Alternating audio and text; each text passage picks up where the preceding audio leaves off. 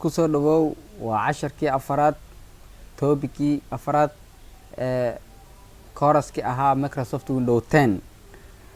casharkii hore waxaan kusoo baranay sida loo magac loogu sameeyo folder cusub oo aan abuurnay sida aan magac ugu sameeyno kanna waxaan ku baran doonaa sidii aan magac uga bedeli lahayn oo magac kale wala bixi lahayn for example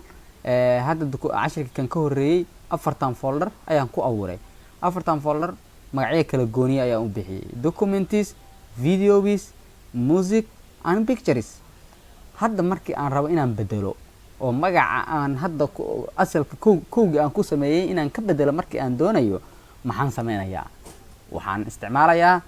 technique-an ah rename inaan magaca rename inaan ku sameeyo looma baahna inaan folderka dib u daleedo mid kala soo sameeyo asagii ayaa waxa awoodaa inaan magacii ka bedelatid oo magacii aad rabtid u baxsatid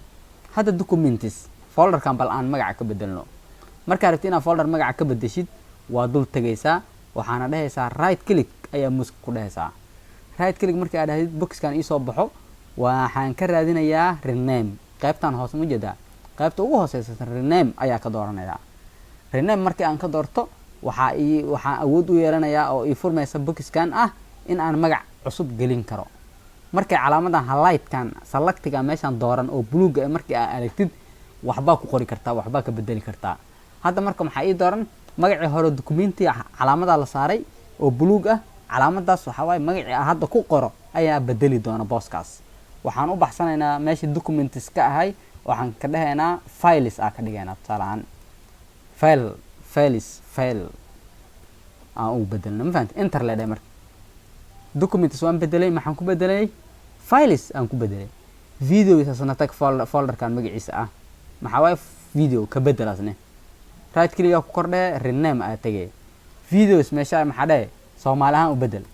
muuqaalo iska dheh muuqaalo enter aad dhahay markii aad magacaaga dhameystid qoraalka markii aad dhameystid enter iska dheh asiga ayaa si automatic u qaadanaya magaca la booday ma fahanti music tag meesha music ku qoran tahay folderka right click ku dheh rename markii aad dhahayd music meeno maqal dheh Soomaali ahaan la u bedel Soomaali ahaan maqal ilaa magacana rename magacana ka bedelnaa rabnaa ma fahanti okay waxa uu maanta folderka afaraad asna right click ku dheh waxa ka sii dooranaysaa rename maxaa pictures Soomaali maxaa waay waa sawiro la iska dheh bis sawiro ma fahanti hadda afartoodii waa bedelay kana documents ka bedel waxa u baxsaday files kana wuxuu ahaa videos ahay muuqaalo ka dhigtay kana muxuu ahaa maqal buu ahaa wuxuu ahaa music waxa u bedelay maqal picturesna waxa u bedelay sawiro haatan waxaan rajeynayaa in aad iyo aad u fahantay sida rename loogu sameeyo folder aad dib u abuurtay sida rename loogu sameeyo casharka kan xiga intaan kulmin doono waxaan idinkaga tagayaa sidaas iyo nabadgelyo